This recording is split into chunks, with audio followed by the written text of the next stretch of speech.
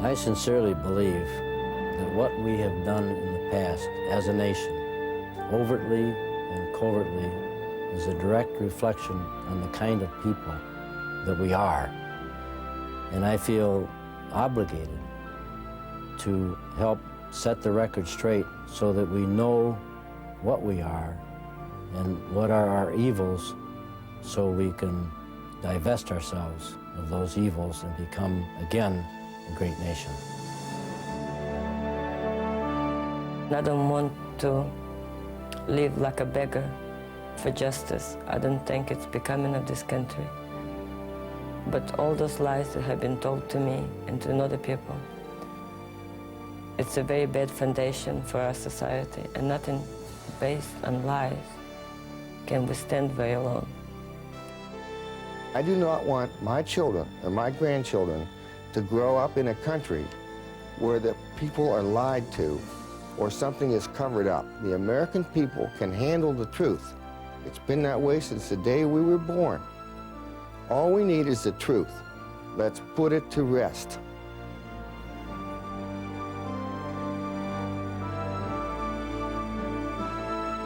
Most Americans believe the truth surrounding the assassination of President John Fitzgerald Kennedy has been covered up. Marina Oswald is convinced that her late husband, Lee, played no part in his murder. I think he's absolutely innocent of the murder of President Kennedy or Officer Tippit. And I would like for people in official capacity who say that he is guilty to come up with the proof. Absolutely, not one-sided, but all evidence on the table. And only then to decide if he's guilty or innocent. I know he's innocent. But the danger of the truth not being known will destroy this nation, actually. They maybe don't believe me, but that's the fact. Beverly Hills is home to a former member of the 1970s House Select Committee on Assassinations, the second major inquiry into the killing of Kennedy. He resigned with others when their efforts to establish the truth were thwarted.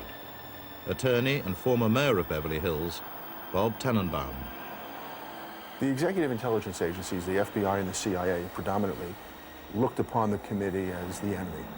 They were not there to help us, to give us the information we needed, and made it very difficult to obtain anything. And the material they did give us was severely redacted, that is, deleted documents. And all we really wanted were the documents done by the investigators, as they would do in the ordinary course, investigating any homicide. Wherever the facts led us, we would go, and we would report on that. And as I said, if those facts told us that Lee Harvey Oswald assassinated the president and he acted alone, we would have said that. If it were that Lee Harvey Oswald acted with others, we would have said it. And if it was that others killed the president and not Lee Harvey Oswald, and those were the facts, we would have said it. How did they frustrate us? They weren't interested in subpoenaing people who were critical to the investigation, and people who were subpoenaed, who were lying to the committee, who were in the government, and not doing the right thing. What was the right thing? To hold them in contempt and to charge perjury. That required a vote of the committee, a vote of the House of Representatives, and a submission to the U.S. Attorney's Office. They weren't prepared to do that because they really didn't want to find out the truth publicly. And when you have a homicide investigation, you're either involved in the truth-finding process or you get out of the business. So the government maintains the case is closed. It's left to lone individuals to pursue the truth, and it's a long and arduous journey across a bleak landscape. One such pilgrim is now revealing previously hidden information using the latest computer technology.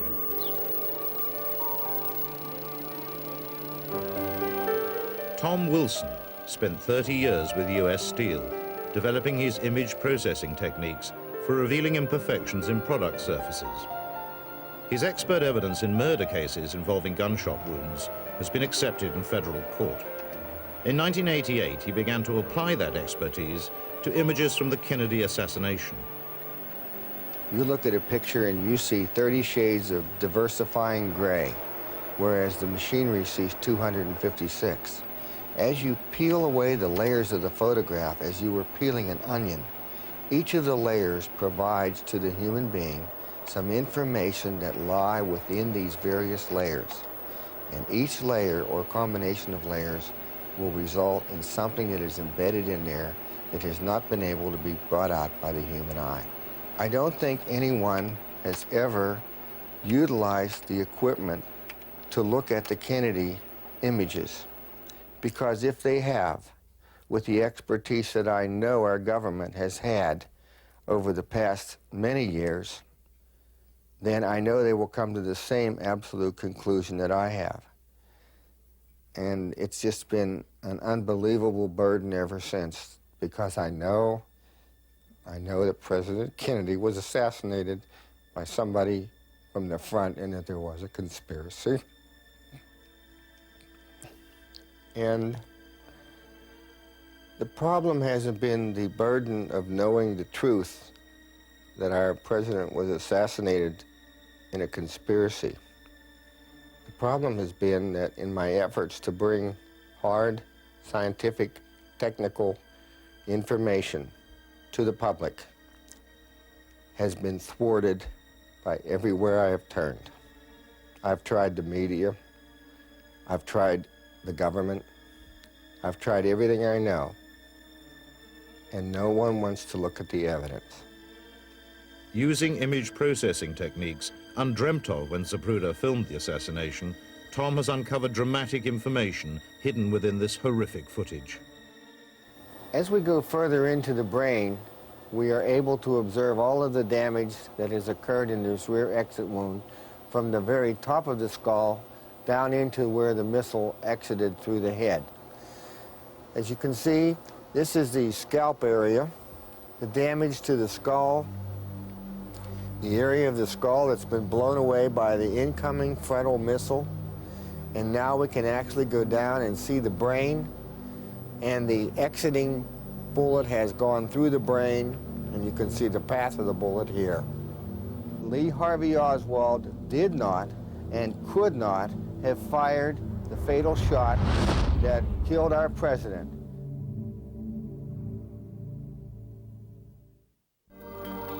Tom Wilson's ability to extract hidden information from the assassination pictures is based on established scientific principles. This is photonics. This is the absolute science and the measurement of light. What is in these photographs and what is measured by the computer and backed up by hard scientific mathematical data. All of my findings can be reproduced. Badgeman shooting from the grassy knoll was first revealed in Mary Moorman's picture in The Men Who Killed Kennedy in 1988. Tom's initial work confirmed his presence. This encouraged him to apply his technology to photographic records of the assassination. The Zapruder film allowed me to be able to go in and look at the head wound initially.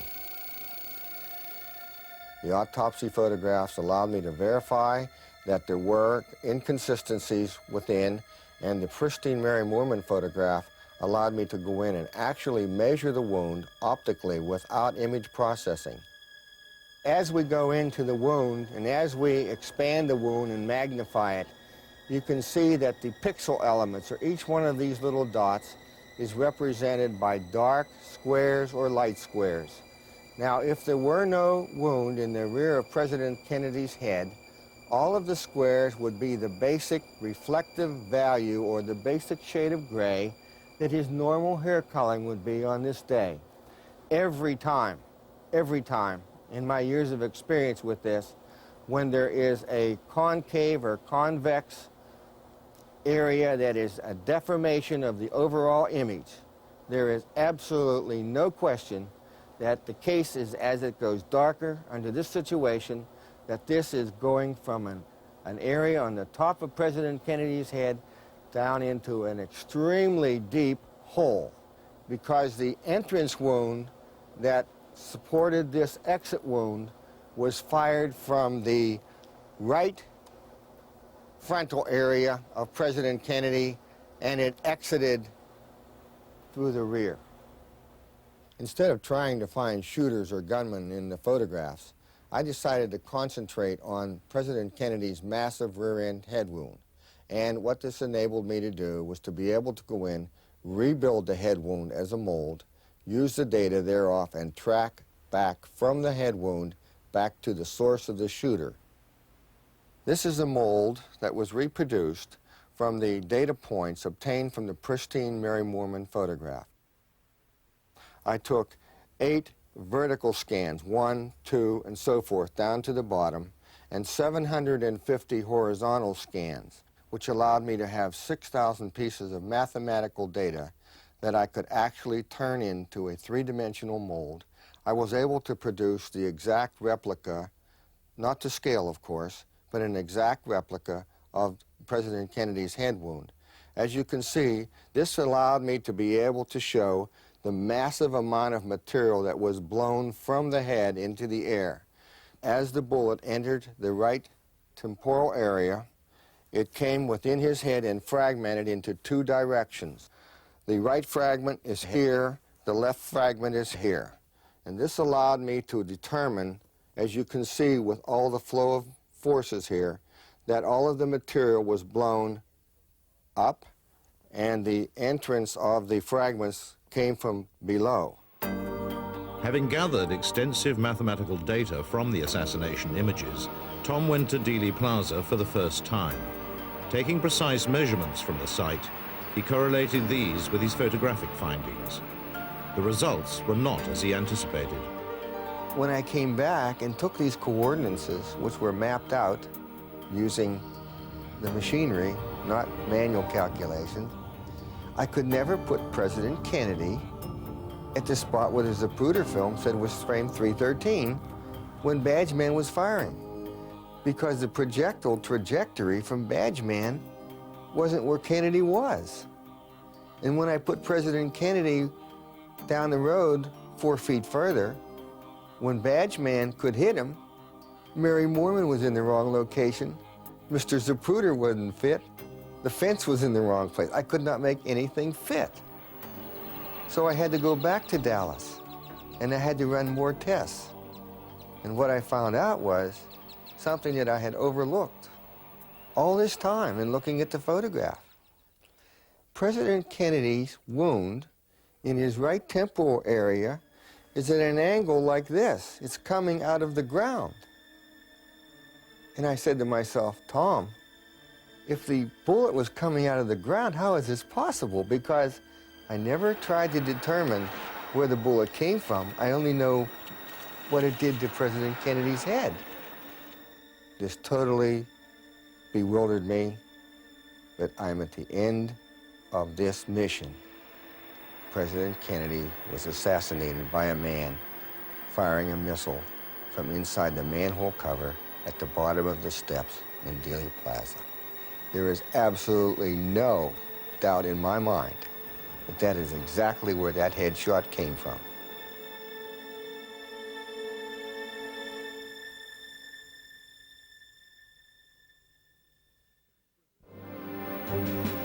Jack Brazil, a seasoned researcher of the assassination, believes that a gunman firing at Kennedy from the storm sewer is no wild theory. In 1992, he put his ideas to the test with a trained military team. They explored the subterranean world beneath Dealey Plaza. After carefully analyzing and researching Dealey Plaza through the years, the only 2 spots that an assassin could actually hide and squeeze off around at the presidential limousine would be the storm sewer that I'm standing in now and the storm drain, which is located directly behind the wooden picket fence that joins the triple underpass. But that's the only 2 spots that an assassin could hide in and actually squeeze off around and fire at the presidential limousine, and then, in lieu of that, being able to escape. It took us approximately 53 to 54 minutes, our very first trip. Now that was stopping and investigating and talking on the walkie-talkies, 2 coffee breaks, and then the second time it took 42 minutes, and the third trip it took 32 minutes, and the 4th trip it took 23 minutes. So we can rest assured that it would take an assassin approximately 20 to 30 minutes to actually escape Dealey Plaza underground.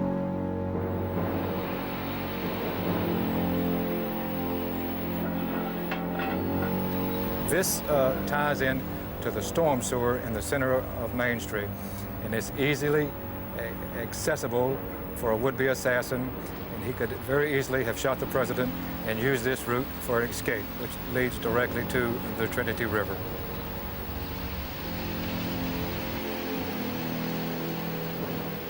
The official autopsy photographs taken at Bethesda Naval Hospital on the evening of the assassination show no indication of a frontal entrance wound to Kennedy's head or exit wound from the rear.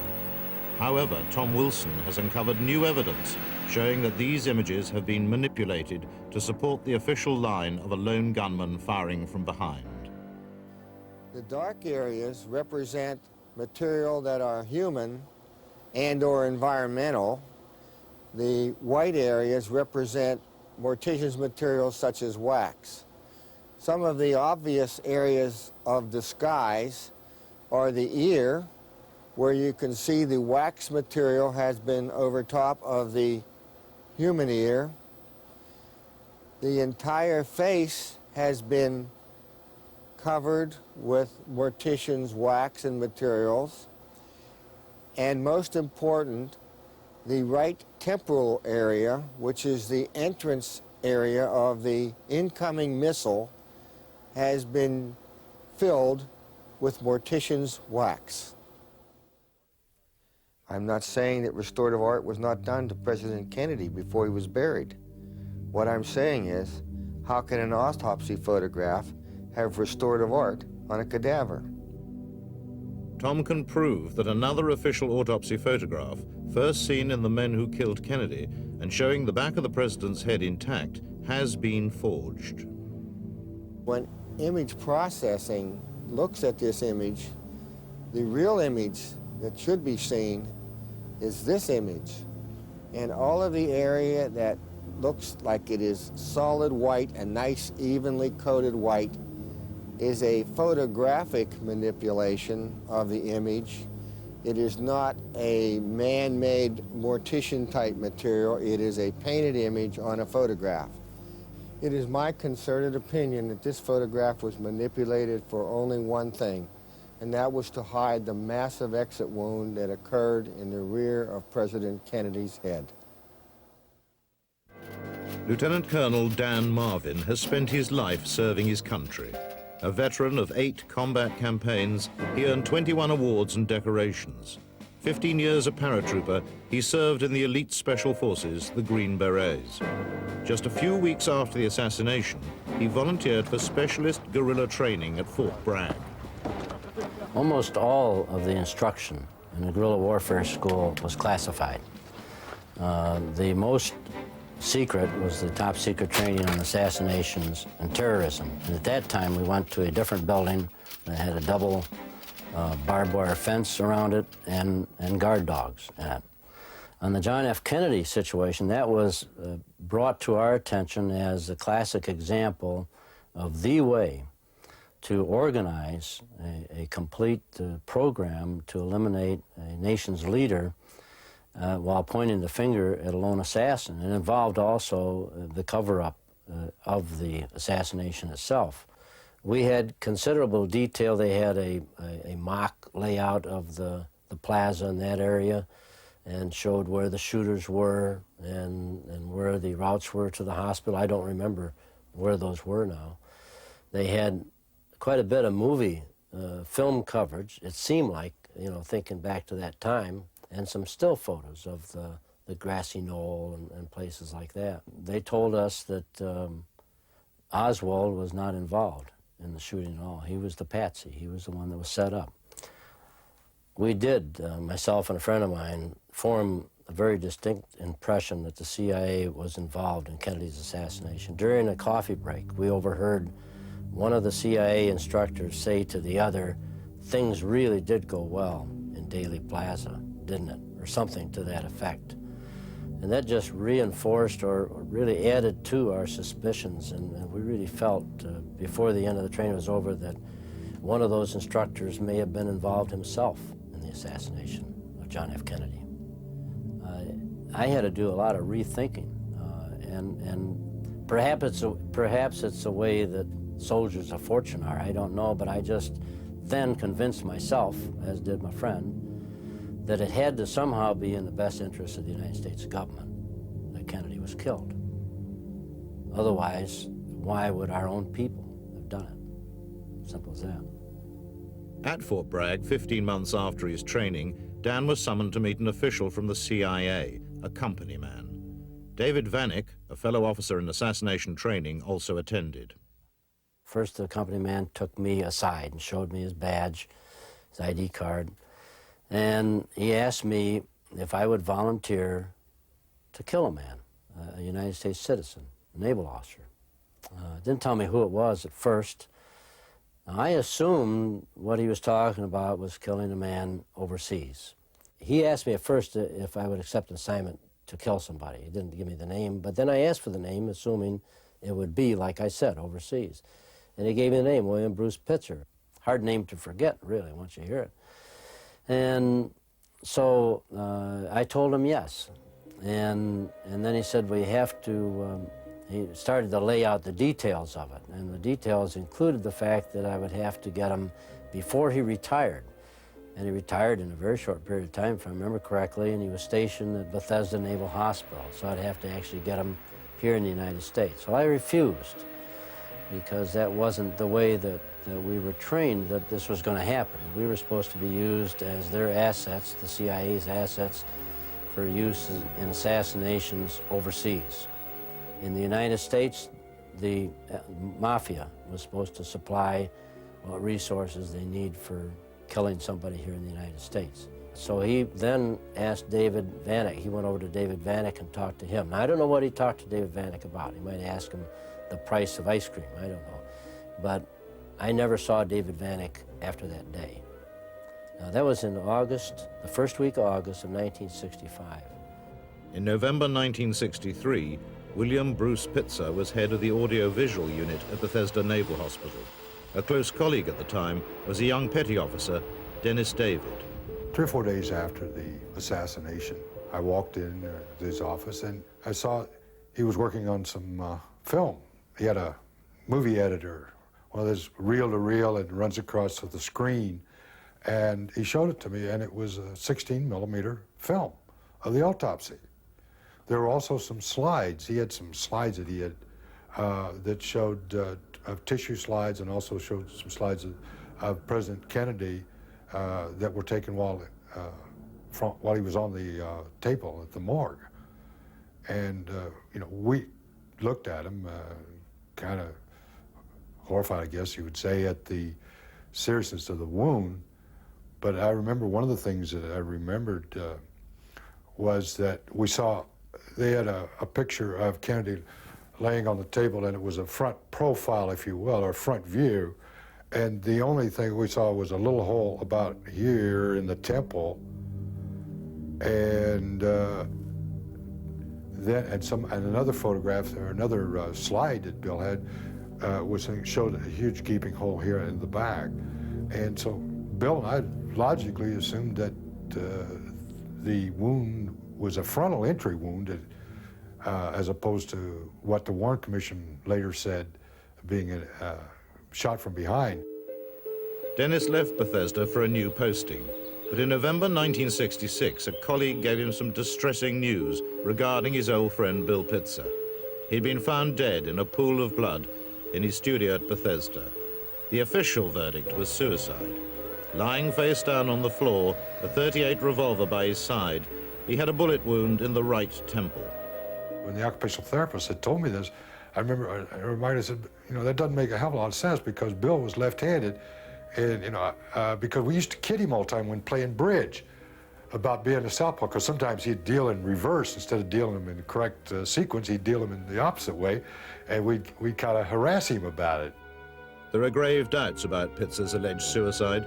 His left hand had been so mangled, as if tortured, that his wedding ring could not be removed and given to his widow. Bill had told me shortly before I had left Bethesda, which was around the 7th of December of '65, he told me that he was planning on retiring because he had enough time in and he was wanting to get out, and that he also said he had some damn lucrative offers from some TV networks, and other people have asked me why I think he was assassinated, and I think it was because that with him retiring, they were they, and I don't know who they are, were afraid that he would take these pictures that he and I had seen, this 35 millimeter and the 16 millimeter film, that he would take them, and that if he went to work for a major studio, that they would use them, or he would have them aired, and that would really, you know, blow some people out of the water if that would have transpired. I could be wrong, I could be all wet, but I do know those films exist because I was there, I saw the damn things. I am absolutely certain that the name that I was given underneath those pine trees in Fort Bragg, North Carolina, in the first week of August was William Bruce Pitzer. I put it completely out of my mind from 1965 until 1993. And I was watching a special in November '93 about the assassination of Kennedy. I think it was a special by Jack Anderson. And at the end of that special, on the television, they rolled a list of 42 names of people who had met a violent death that were somehow associated with the assassination or the cover-up or the autopsy or something. And I was sitting there in my living room watching that, and the name William Bruce Pitzer came over the screen.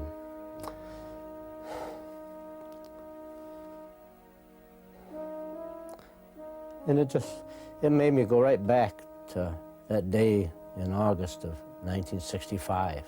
That was the William Bruce Pitzer that I was asked to kill, unless there's two William Bruce Pitzers that worked at Bethesda Naval Hospital. That man, the name of the other Green Beret that was approached by the CIA agent in August of 1965 at Fort Bragg, North Carolina, was David H. Vanek, captain, who went through the same training I did, same class I was in. And I have tried, ever since I saw the name William Bruce Pitzer come out on that screen,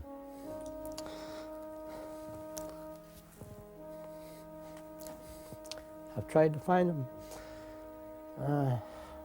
And I've been totally unsuccessful. I sent letters to the special office and the Retired Services Directorate, where they'll take a letter that you send them with a man's name and serial number, and they'll forward it to him.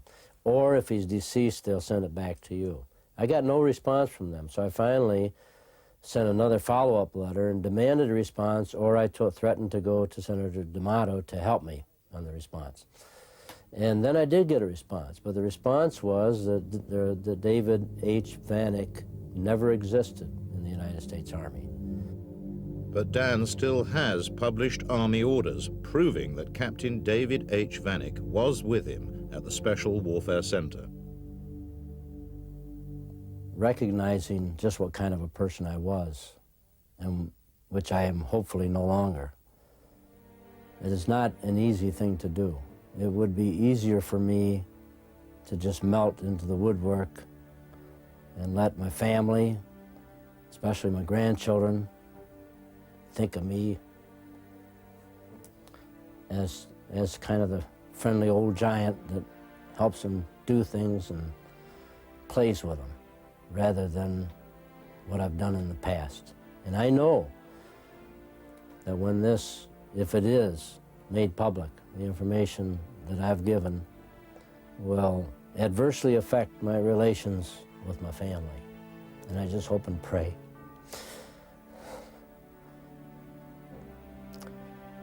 that our love survives it. And I hope and pray that it does some good for this nation.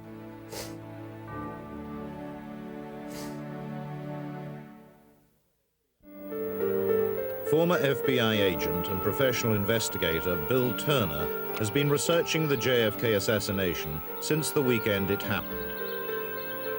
His exhaustive probing has given him exceptional insight into the events and reasons surrounding Kennedy's death. There was much anger over his failure to provide air cover at the Bay of Pigs. There was much anger when he did not invade Cuba during the missile crisis in October 1962. After the Bay of Pigs, John Kennedy reamed out the CIA for conducting too high a profile, meaning an invasion. And he said he wanted to continue the campaign against Castro, but he wanted it so It was low profile and invisible. And so the Kennedy brothers did develop a secret agenda, and Bobby was a protagonist in which there would be a series of sabotage raids, there would be continued assassination attempts against Castro, and there would be teams ready to go into Cuba if the time was right for a second invasion. So all of this was low profile but high intensity, and was going on right after the Bay of Pigs, right up until John Kennedy's death. Building on the foundations laid by Bill Turner, using classified documents newly released under the Kennedy Assassination Records Act, the investigation into the Kennedy brothers' secret agenda against Fidel Castro has been greatly extended. Project Freedom is the name given to that agenda by two Atlantan writers and researchers. Over the last 7 years, Lamar Waldron has built up a formidable database on this secret agenda and its relationship to Kennedy's murder. Together with colleague Tom Hartman, they have gained unique access to individuals closest to these events and have unraveled some of the darkest secrets lying at the heart of the assassination. The Kennedys were determined to see some sort of action taken on Cuba, one way or the other, before the end of 1963, primarily because they wanted to avoid Cuba becoming a political football during the 1964 campaigns, and those would, of course, be kicking off at the first of the year 1964. The reason that this came about was the efforts against Castro, of course, started in 1959 under Richard Nixon. Nixon wildly escalated them in 1960 in an attempt to have Castro assassinated prior to the election so that he could defeat Kennedy in the election. He was unsuccessful in that. Kennedy inherited many of these programs, which ultimately led to the Bay of Pigs and the debacle there. There was Project Mongoose, which Bobby, to a large extent, supported, a CIA program. It didn't work. None of these programs worked, and so Bobby, in utter frustration and I think progressively becoming less trustful of the people who had been running these programs up to this point, said, I'm going to create my own program. We are going to run this out of my office, and it's going to be highly secure and highly compartmentalized, as it is to this day. Project Freedom, again, was Bobby Kennedy's project that he ran only with his most trusted advisors. So you had Bobby at the top, based in Washington, and also based much of the time in Washington, you had his Cuban confidant. That was Bobby's main liaison with the other small handful of exile leaders that he trusted to work on Project Freedom with him. Those leaders would sometimes contact Bobby directly, but most of the time they would go through his Cuban confidant. So a second invasion of Cuba was being planned, using a force of Cuban exiles. Robert Kennedy's Cuban confidant was the man in charge. Harry Williams was in the invasion brigade of the Bay of Pigs, and when he was recuperated from Cuba, Bobby Kennedy tapped him to become kind of his golden boy with the exiles. And Harry, I can tell you, he has a tremendous presence, almost a charisma, if you want to call it that. And so I did interview him, and he told me that the action was going to be based out of the Dominican Republic in a place called Monte Cristi. But the character changed when they cooperated or co-opted a high official in Havana, and the opportunity for an assassination of Castro and a coup presented itself. So this developed along the line, and at that point the second invasion became more of a backup type of idea. John Kennedy, in his settlement with Premier Khrushchev, the Soviet Union, the missile crisis in October of 1962, had agreed that there would be no U.S. involvement in any type of adverse actions against Cuba. That was part of the agreement. So this had to be kept from the Soviet Union, it had to be kept from the FBI, it had to be kept from anybody and anybody that didn't have a need to know. Harry was reporting directly to Bobby Kennedy. The United States in the summer and fall of 1963 had a great need to get more low-level intelligence assets into Cuba. One of the reasons the Bay of Pigs had failed was because we didn't have good intelligence that told us what the reaction of the Cuban people really would be when the invasion happened. Well, Bobby Kennedy was determined not to let that happen again. So there was a general effort throughout the summer and fall of 1963 to get people into Cuba by legitimate means, not by secret boats in the middle of the night, as the CIA was capable of doing, but these would be people who would go in legitimately, would be able to walk the streets, talk to people, because this was very important for Project Freedom. They had to have ways of finding out what the man on the street thought about the coup, if they were going to support the new leaders. And indeed, there were many, many mysterious visits by young men in their early 20s to the Cuban embassy in Mexico City trying to get into Cuba for those kinds of activities. Oswald supposedly returned from a trip to Mexico City, a very enigmatic trip, in which he made loud noises about getting a visa to Cuba at both the Soviet and the Cuban embassies there, and created quite a ruckus when he was turned down. This again established his bona fides as a Castro partisan. And I'm sure if it was actually Oswald, because there's a lot of evidence that it was not he, but a double that showed up down there. And anyway, his bona fides as a Castro revolutionary were established. And upon his return to Dallas, he was in essentially the same role that he had been in New Orleans, being dangled in this ongoing intelligence operation. And the final denouement, of course, was that this intelligence operation in which he was being controlled simply set him up to take the tumble for the presidential assassination. They controlled him, and that's where he wound up, in the Dallas School Book building. And he was simply, like he said in his own words, the patsy.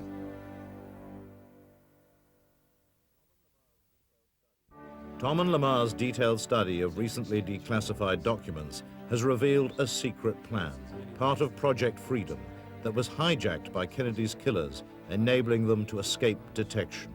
Beginning in September of 1963, several agencies of the U.S. government, at Bobby Kennedy's direction, began making contingency plans regarding Project Freedom. They were worried about what would happen if Castro found out about the plan and retaliated in some way. And so Bobby was faced with a serious problem here. He had a plan that had a very good chance of actually unseating Castro. What if Castro found out about it? And what if Castro found out about it before it happened and launched a preemptive attack of some sort against the United States? Not a military attack, but some sort of a hit-and-run thing. What if he were, for example, to assassinate the U.S. ambassador to Panama or to Guatemala or something like this? And so Bobby had his advisors put together a series of contingency plans around this Cuban operation, these Cuba contingency plans by the State Department, the FBI, the CIA, the Defense Department, people involved in them like Alexander Haig and Joseph Califano, who put together this program that this is how we're going to respond if Castro does something against us, if he kills one of our people. And we want to very carefully control the release of information about the evidence. We want to control the evidence in a way that we can prevent inflammatory information from getting out that would cause the press to go nuts, that would cause the Republicans to use this as a political tool, that would cause Americans to demand an immediate invasion of Cuba that could lead to World War III. They had to have control of the information. There were very low-level operatives and informants working for the CIA whose primary allegiance was to the mafia. And these people had been working with the mafia for much longer than they had been working with the CIA, and the mafia paid them many, many times what the CIA did. Those people not only told the mafia bosses like Trafficante and Marcello about Project Freedom, but they worked with the mafia in ways to use those plans to kill President Kennedy and use the secrecy surrounding Project Freedom to cover up the mafia's role in it. Dangling Oswald, the forces involved, I'm firmly convinced, were the same ones that were involved in the ongoing attempts to assassinate Fidel Castro. And I'm talking about the combination or the alliance between the CIA and the mafia to snuff Castro. And I think that what happened at Dallas was simply that having the personnel and teams assembled for assassination, having the wherewithal to do it, having the intelligence connections to cover it up, that they simply turned their guns on Kennedy, and that's where it all came from, out of that whole collaboration between the mob and the CIA and some of the Cuban exiles. And I probably should add rogue elements of the CIA, because I know that the director himself who was a Kennedy appointee, certainly was not involved. One of the more startling bits of evidence that Oswald was either a member of Project Freedom, part of the program, or that he had been manipulated in such a way that Bobby Kennedy was certain that he was, is found in an article written by a Pulitzer Prize-winning reporter who was in Washington, D.C. with one of the leaders of Project Freedom just hours after the assassination. And he received a telephone call from Bobby Kennedy just a few hours after Jack was killed, and Bobby's comment to him was, one of your guys did it. One of your guys just killed my brother. And this clearly demonstrates that Bobby's first response was that he recognized either Oswald's name or Oswald's position, and that he believed that Project Freedom had been breached.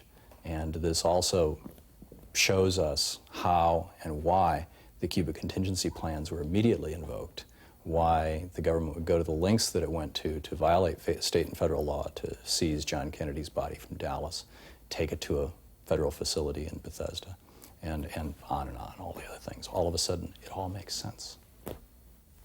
We know from sources who were actually working on Project Freedom that Robert Kennedy directed, through intermediaries, certain activities at the autopsy to make sure that national security considerations were observed with respect to the autopsy. And these considerations extended even after the autopsy was finished. Immediately after the autopsy, the body was then delivered into the care of then Lieutenant Colonel Alexander Haig, later Secretary of State Alexander Haig. And Haig, of course, was one of the authors of one of the Cuba contingency plans. It's very clear from all the conversations we've had with the people who were close to Bobby at that time that he believed, at least in those early days, possibly weeks, that his program that he was responsible for, that he was running, had somehow been turned around or compromised and used to murder his brother, that he bore some personal level of responsibility for the death of his brother.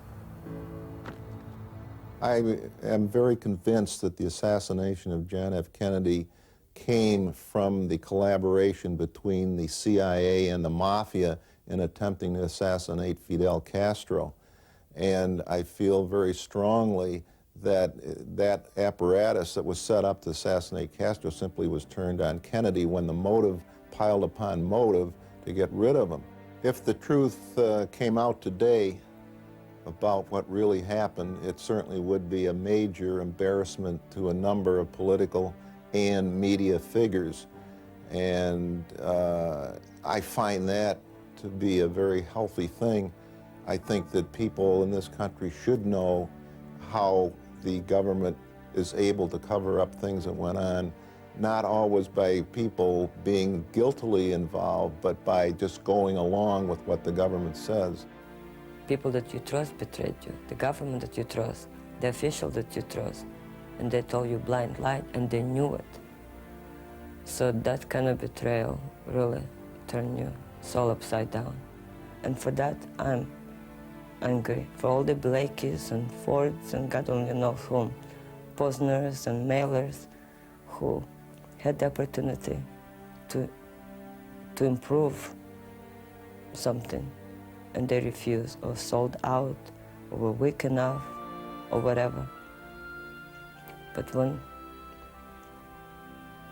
that hope is taken away and you reduce human being like me to the level of the animal, even animal can feel.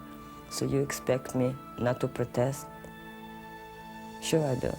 So that's the reason that I'm here, because nobody have right to play God over somebody else's life. And not just get away with it, but be happy with that kind of power. This is just simply insanity. When the government engages in the truth-finding process and in some way doesn't tell us the truth, it's violated the very, very precepts upon which this government was founded. And those precepts are found, if one wishes to look, not only in the Declaration of Independence, but in the Constitution, and particularly in the Bill of Rights. That is what guides this government. It is our founding principles. It matters. I think it is terrible just to know that a nation can have within its own government those kind of evil influences that can cause something like that to happen, and then to cause it to be covered up to the extent that it has been, makes you feel like you're really not in a democracy anymore. A nation is strong when it does things openly, courageously, and according to the law.